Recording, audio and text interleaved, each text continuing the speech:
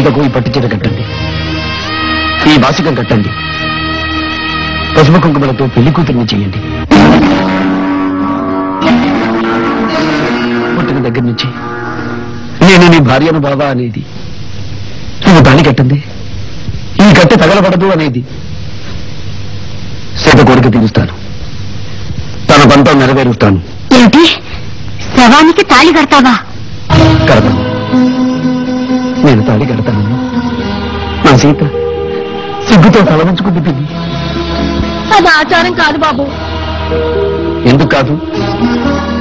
చెవిలో నుంచి పుట్టిన కర్ణుడిది జన్మైనప్పుడు, కొండలో నుంచి పుట్టిన ద్రోణుడిది పుట్టుకైనప్పుడు, ఏకకాలంలో 5 భర్తలకు ద్రౌపది భార్య అయినప్పుడు నేను కట్టేది తాడవుతుంది, మా మధ్య జరిగేది పెళ్ళవుతుంది.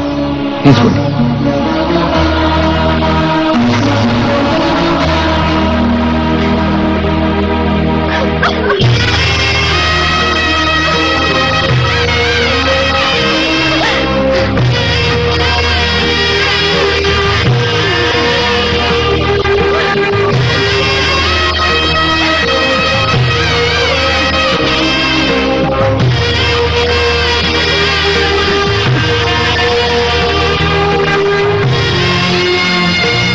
రామి అని ప్రమాణం చేయడానికి నువ్వు ఈ లోకంలో లేవు, నాది కర్తవ్య అని ప్రమాణం చేయడానికి నీతో నేను నడిచి రాలేను.